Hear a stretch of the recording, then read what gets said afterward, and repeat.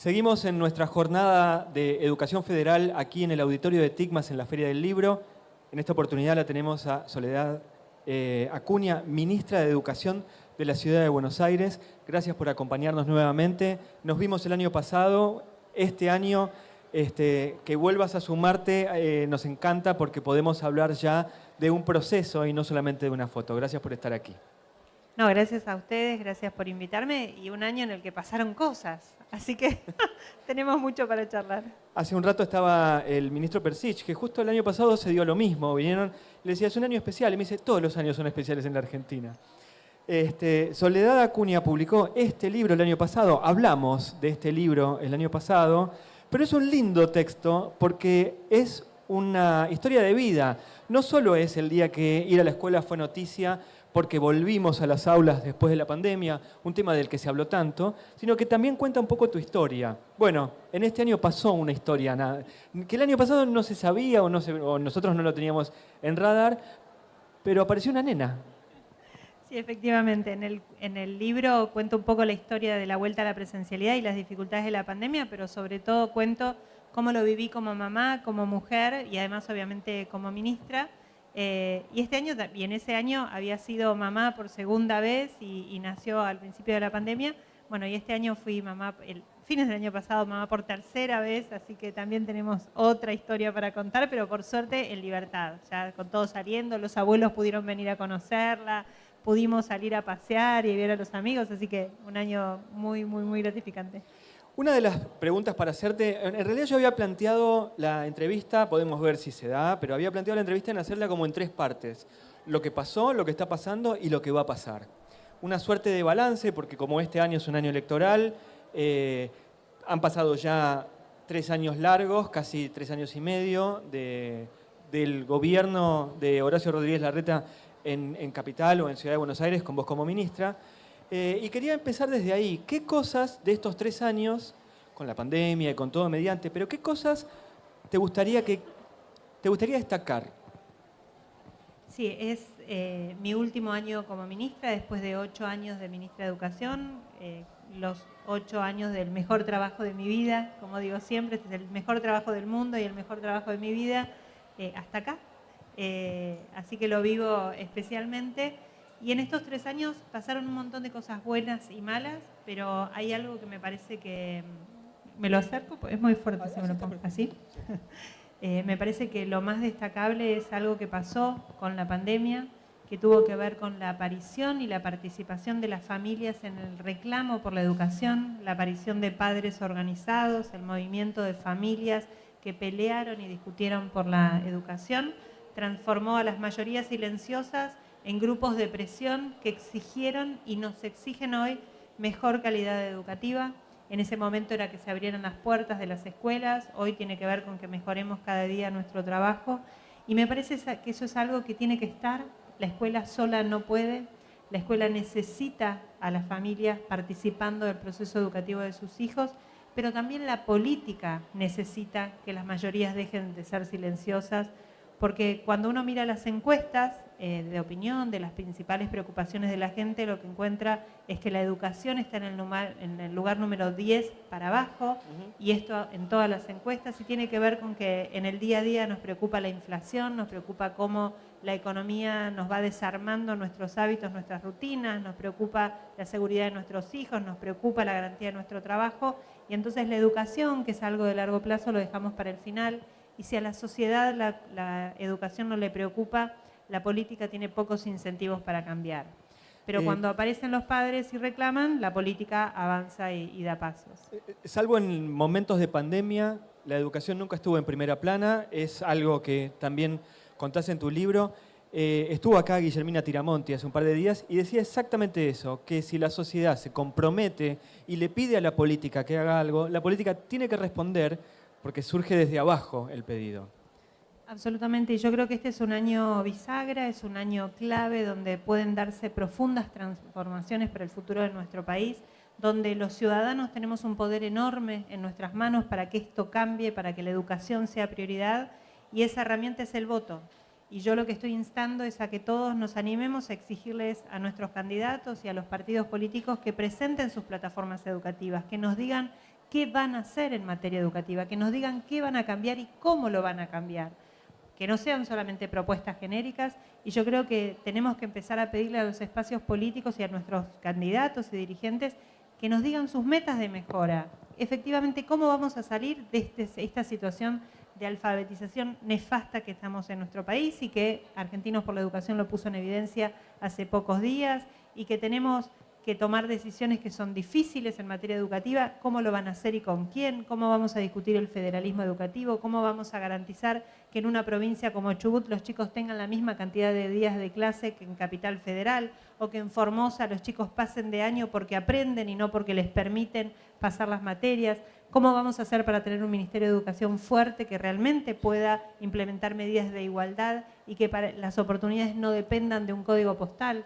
Entonces me parece que este año es un año donde como ciudadanos y como mayoría tenemos que hacernos ruidosos y exigir que la educación esté en la tapa de los diarios, sea noticia y sea prioridad también para la política. Por esta jornada han pasado y van a pasar distintos ministros, secretarios. Estuvo el ministro de la Nación, que forma parte del gobierno de la coalición del kirchnerismo. También estuvo el ministro de Educación de Río Negro, que forma parte de un partido político independiente. Ahora estás vos, que uno te vincula directamente con Cambiemos, con una rama o por ahí con todo, eso después lo podrás contar. Pero aquí pasaron un montón y salvo matices, todos buscan lo mismo. ¿La educación puede saltar la grieta? Todos buscamos lo mismo, pero no todos tenemos la misma historia de resultados. La Ciudad de Buenos Aires tiene 192 días de clase y lo viene sosteniendo desde hace muchos años. Río Negro hace un mes que no tiene clases. Entonces ahí hay diferencias, y las diferencias, más allá de las voluntades y lo que decimos que hay que hacer, tiene que manifestarse en las acciones concretas, y los gobernantes tenemos que demostrar lo que queremos con lo que hacemos y ser coherentes entre lo que decimos y lo que hacemos. Es verdad que en los títulos generales la educación salta a las grietas, pero la realidad está en la evidencia, y la evidencia marca que hay partidos políticos que gobiernan hace muchísimos años sus provincias y que tienen los peores resultados educativos de la Argentina, pese a recibir los mismos fondos o más fondos que otras provincias que tienen otros resultados. Entonces, es lindo decir y es más cómodo y suena mejor decir que nos ponemos de acuerdo todos, que salta la grieta, y es verdad, yo no discuto mucho con otros colegas, pero en la evidencia, en lo que pasa en cada una de sus provincias, en lo que pasa en la realidad educativa de las familias de cada una de sus provincias, está el dato de lo que se puede y lo que no se puede, y lo que se quiere y lo que no se quiere. Entonces, a mí no me gusta caer en frases románticas de la educación nos va a unir, la educación, porque detrás de eso tiene que haber decisión política. Y hay muchas provincias y muchos partidos políticos que gobiernan esas políticas que hace años que no priorizan la educación.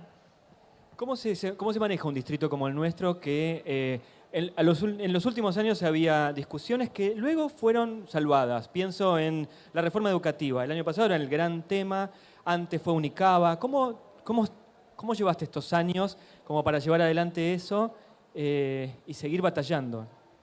Mira, ahí hay varias cosas. En primer lugar, yo tengo una ventaja enorme, que es que para el jefe de gobierno, para Horacio Rodríguez Larreta, la educación es prioridad.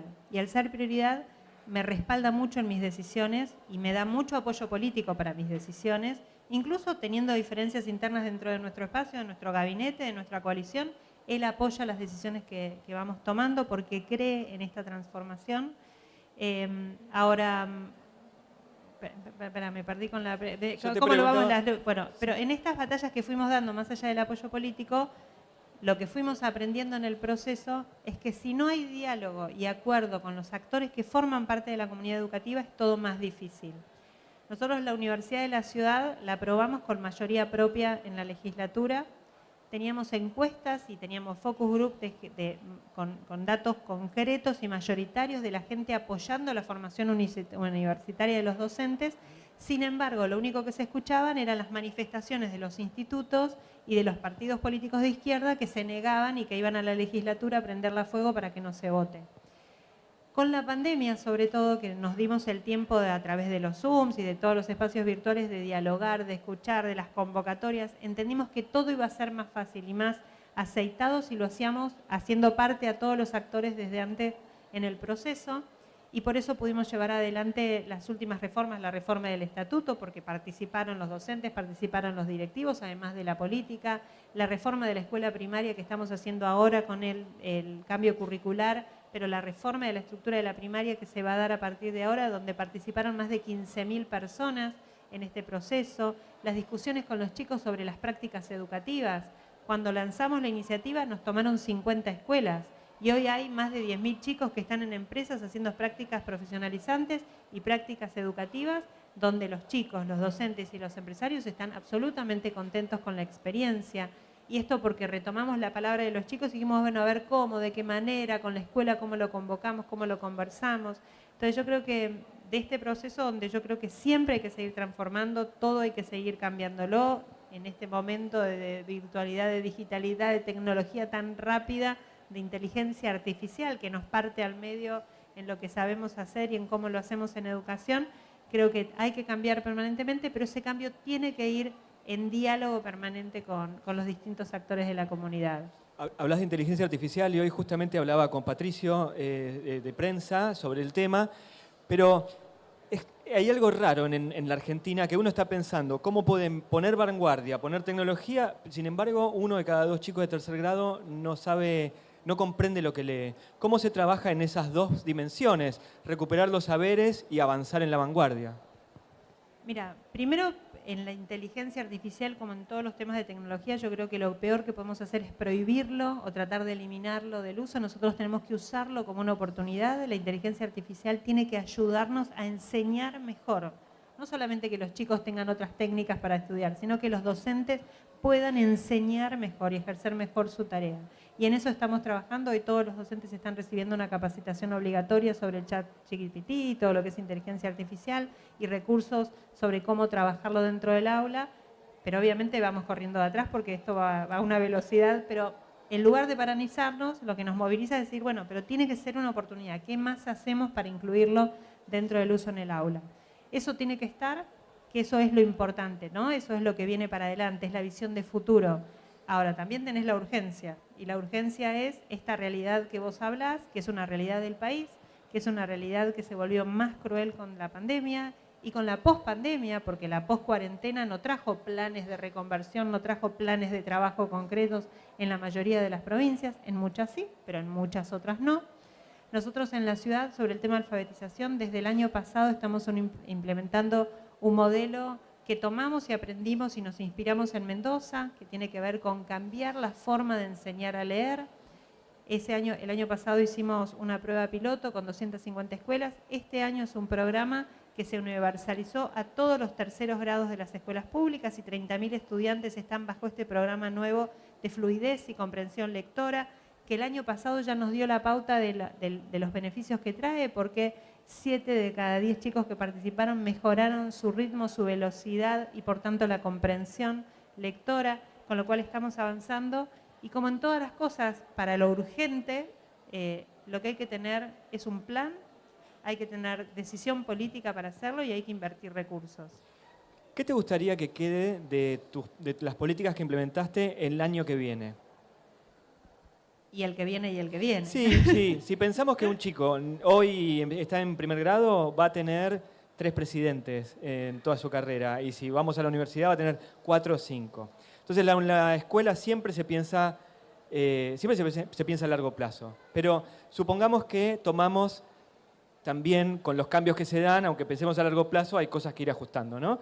Pero, ¿qué te gustaría que se sostenga en los próximos años?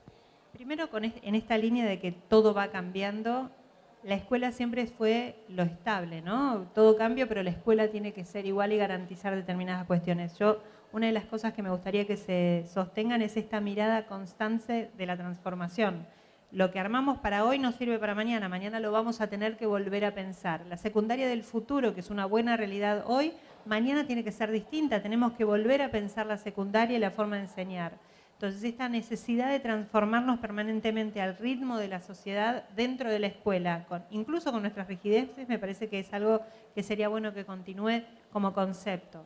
Después, en términos de programas concretos, a mí me gustaría mucho que sigamos pensando la escuela vinculada con el mundo del trabajo. No podemos seguir formando para la vida solamente, hay que formar para el mundo del trabajo. y alinear las políticas educativas con las políticas de desarrollo es fundamental. La educación obligatoria y la educación superior tienen que estar alineadas a los ejes de desarrollo productivo de la Argentina. El sistema educativo tiene que tener como objetivo acompañar e impulsar un modelo de desarrollo económico y social y productivo. Y me parece que eso también es algo que pudimos lograr en estos últimos años y que tiene que continuar y profundizarse. Y luego las políticas de formación docente continua y la discusión sobre la formación inicial me parece que es algo que tiene que profundizarse. Y las métricas, una de las características que tiene la educación en la Ciudad de Buenos Aires es que mide mucho. La verdad es que las métricas en la educación siempre estuvieron reñidas y el año pasado hablábamos aquí con Manuel Vidal sobre ese tema y hoy se da como natural. De hecho, los informes de Argentinos por la Educación, que si bien no corresponden a este periodo, pero aparecen, hablan de métricas. ¿Cómo se sostiene a lo largo del tiempo esa métrica? Bueno, es verdad, yo no lo mencioné porque para nosotros es natural. En la ciudad hace 10 años que evaluamos, tenemos una unidad de evaluación que toma distintas medidas de resultado, de impacto de proceso y todos los años incluimos nuevas formas, no tenemos una sola evaluación, sino que tenemos un programa continuo de evaluación. Ahora estamos, además de incluyendo la evaluación sobre fluidez lectora, estamos haciendo evaluaciones de procesos de aprendizaje y de progresiones de aprendizaje. Entonces ya tenemos evaluaciones en primero y segundo grado, tenemos en sexto grado con las pausas evaluativas, tenemos en séptimo grado con las pruebas las históricas, digamos, de finalización de estudios, tenemos las pruebas nacionales. Para nosotros es constante y necesario y hay que seguir trabajando en mejorar el recurso, no solamente en la toma, porque tenemos que todo el tiempo mejorar en cómo hacemos las preguntas y cómo tomamos las evaluaciones, sino también en el uso que hacemos internamente de esos resultados. Yo creo que a nivel diseño de políticas públicas avanzamos mucho en el uso de las métricas, nos falta todavía que la escuela se apodere de esa información, se haga cargo de esa información y tome decisiones en ese sentido. Con lo de fluidez lectora lo estamos logrando porque en función de las métricas es que empiezan a tener intervenciones específicas, pero nos falta todavía un poquito más de trabajo para que la escuela haga algo, reciba esa información y transforme. Y sobre todo me parece que un gran salto que nos falta es que las familias puedan acceder a esos resultados. La ley nacional hoy lo prohíbe, pero me parece que como ciudadanos vamos a crecer y madurar y vamos a elegir y decidir mejor si podemos tener información que nos permita tomar decisiones, y creo que un paso importante sería poder poner de una forma cuidada y explicada, pero poner la información y estas métricas a disposición de las familias también. ¿Cuánto se puede llevar del distrito Ciudad de Buenos Aires a la nación? Supongamos, haciendo futurología el año que viene, ¿cuánto de todo lo que probaste acá o que se probó acá con éxito se puede llevar a la nación? Yo, como siempre digo, yo soy barilochense de corazón y porteña por elección. A mí no me gusta pensar que todo lo de capital se tiene que exportar y lo que hacemos acá hay que hacerlo en el resto del país. No, de hecho hay cosas muy buenas en Mendoza que se aplicaron acá o en Entre Ríos. Nosotros y lo hicimos. Yo creo que sobre todas las cosas lo que tiene que pasar es que a nivel nacional y en cada una de las jurisdicciones, de verdad y en serio y no en el título de los diarios, se priorice la educación. Que se priorice a nivel presupuestario, que se priorice a nivel de decisiones, a nivel de discusiones que hay que dar, a nivel de confrontaciones que hay que tener, a nivel de status quo que hay que romper y de corporaciones con las que hay que enfrentarse. Si dejamos de tener sindicatos sentados en las sillas de los ministerios, creo que es algo que sería bueno exportar. Eso sí, sería bueno exportar, no tener a los sindicatos dentro de los ministerios. Pero si empezamos a asumir, como asumimos acá, la importancia y la prioridad, creo que todo lo demás, que son programas, es fácil de llevar adelante, con sus matices, con sus diferencias, pero todo lo que hacemos, lo de fluidez lectora, por supuesto, todo lo que tiene que ver con las prácticas educativas, la vinculación con el mundo del trabajo, es algo que tiene que funcionar en todos lados. Lo que trabajamos en términos de aprendizaje basado en proyectos dentro de lo que es la secundaria del futuro es algo que te ayuda a acompañar con la inteligencia artificial dentro del aula, porque te permite salir de la lógica de te pregunto, me respondés y me copio del chat. Bueno, pero eso tiene que venir después de un primer pacto social que hagamos, donde discutamos el federalismo educativo de verdad, donde haya un Ministerio de Educación con potencia para garantizar la igualdad de oportunidades en todas las provincias y donde prioricemos a los niños por sobre las corporaciones sindicales. Soledad Acuña, te agradezco muchísimo el tiempo que nos diste, estos minutos aquí en la Jornada de Educación Federal de TICMAS en la Feria del Libro. Muchas gracias. Gracias a ustedes.